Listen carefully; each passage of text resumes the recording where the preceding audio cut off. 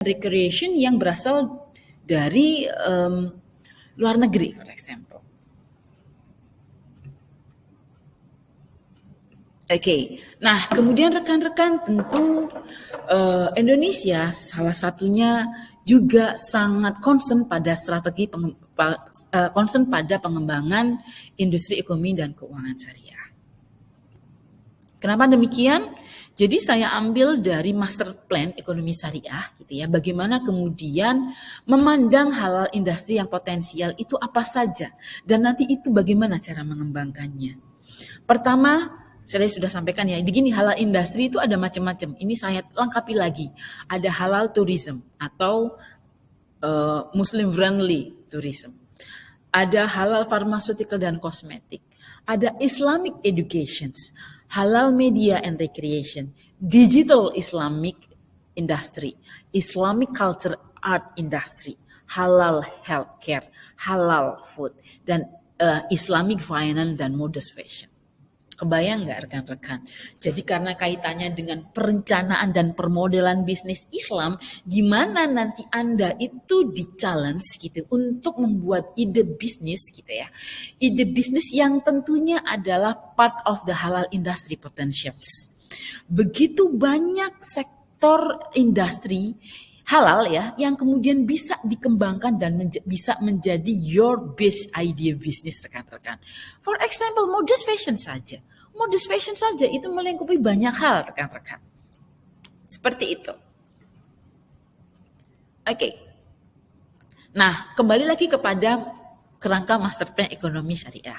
Dari pemahaman kita, dari halal ekonomi potensial tersebut, strategi utama yang dilakukan oleh pemerintah adalah terkait dengan penguatan halal value chains, penguatan keuangan syariah, penguatan usaha mikro kecil dan menengah atau small medium enterprises, serta penguatan ekonomi digital.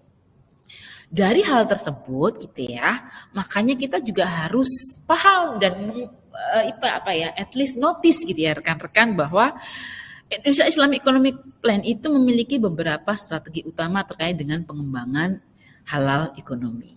Pertama tadi saya sebutkan adalah strengthening the value chains atau penguatan rantai nilai.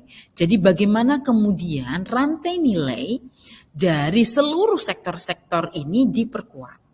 Kemudian yang kedua, strengthening the Islamic financial, jadi penguatan keuangan syariahnya. Tentu dengan berkembangnya, dengan pengembangan berbagai sektor industri tersebut, dibutuhkan sektor keuangan yang kuat. Karena kenapa? Ya untuk menjadi sektor supporting sektor dalam pengembangan sektor-sektor tersebut. Nah, ditambahkan juga dengan tidak cuma dengan penguatan keuangan syariahnya, tetapi juga menggunakan, mengutilisasi ya, memaksimalkan dan menguatkan digital ekonomi atau penguatan ekonomi digital. Because of eranya berubah, kemudian kita menuju kepada industri 4.0, jadi tentunya aktivitas-aktivitas bisnis itu juga shifting pada beralih pada digital ekonomi. Mau tidak mau, makanya dalam konteks ini utilizing dan strengthening digital ekonomi juga menjadi main strategies. Yang keempat, strengthening micro, small and medium enterprises atau UMKM. Ya, betul. Berbagai data mengatakan bahwa UMKM itu adalah salah satu sektor yang menopang main ekonomi atau perekonomian utama Indonesia. Kemudian yang kedua, UMKM adalah sektor yang kemudian bisa menyerap banyak tenaga kerja rekan-rekan. Nah, oleh karena itu, strengthening micro, small, and medium enterprising juga menjadi salah satu main strategi. Oke. Ini terkait dengan contoh ya, bagaimana sih agar Anda memahami cara atau strategi dalam penguatan halal, rantai nilai halal. Nih, ini misalnya pada pariwisata halal gitu ya.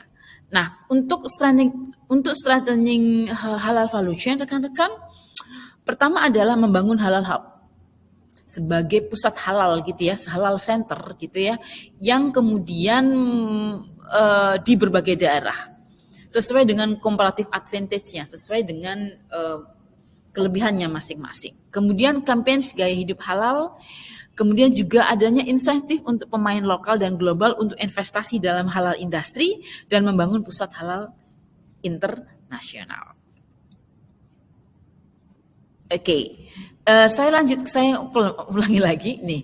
Ini, jadi kalau misalnya bagaimana ya untuk memperkuat industri fashion Muslim gitu, halal fashion gitu. Oke, ada banyak yang bisa dilakukan. Misalnya kampanye cinta produk halal, melaksanakan bisnis forum, melaksanakan kegiatan forum yang bertaraf internasional dan partisipasi pada event fashion Muslim internasional. Begitu juga yang lain gitu ya. Oke, baik. Jadi ada juga yang terkait dengan ini, industri media digital. Ini sangat menarik rekan-rekan. Kenapa? Kalau kita bicara mengenai industri ini adalah subsektor yang melingkupi film, animasi, video yang sangat millennials dan Gen Z banget. Kebayang nggak yang tadi saya sebutkan bahwa nanti kita akan mendapatkan bonus demografis di mana komposisi penduduk itu akan lebih pada usia-usia produktif atau usia-usia muda, which is yang kemudian kebutuhannya tidak cuma sekedar hanya halal food, tapi juga pada kebutuhan subsektor ini, film, movie, dan sebagainya. Ini akan membuat sektor ini menjadi potensial sekali untuk dikembangkan. Oleh karena itu, gitu ya, ada beberapa hal yang bisa dilakukan terkait dengan pemanfaatan media rekreasi halal, serta pembentukan sektor unggulan prioritas media dan rekreasi halal di berbagai daerah. Itu dulu rekan-rekan. Baik, tentu dari ini gitu ya, saya akan sampaikan bahwa ada saya tambahkan, ini satu lagi, mohon maaf kelewatan, terkait dengan penguatan keuangan syariah. Jadi, dalam mengembangkan berbagai sektor industri, harus dikuatkan dengan penguatan keuangannya. Kenapa? Karena keuangan itu yang akan menjadi sektor utama dalam konteks ini ya, menyediakan modal, kapital, dan sebagai bentuk elemen investasinya. Jadi kalau di sini untuk memperkuat Islamic Financials atau penguatan keuangan syariah, yang strategi yang dilakukan adalah membangun National Halal Fund, membangun Islamic Financial Support Board, integrasi sektor ZISWAF, fiskal, komersial untuk jangkauan dan inklusivitas, pengembangan kerangka kerja yang lebih luas ya pada konteks makro, dan pembentukan bank BUMN syariah. Mungkin kita akan bahas ini di sesi yang lain. Intinya adalah bahwa yang saya harapkan pada konteks ini adalah rekan-rekan semuanya at least sudah mulai mempelajari apa itu, memahami apa itu ekonomi syariah, dan paham mengenai potensi halal ekonomi. Karena dari pertemuan ini saya harapkan gitu ya, Anda sedikit mendapatkan, membuka cakrawala dan perspektifnya bahwa ternyata begitu besar ya potensi untuk membangun bisnis Islam atau bisnis syariah. Karena tentu jangan hanya sebagai target market saja, tetapi bagaimana kemudian kita bisa menjadi player, produser atau aktor yang tidak cuma sebagai konsumen, tetapi menjadi aktor produsen dari yang kemudian memproduksi berbagai core produk yang dibutuhkan oleh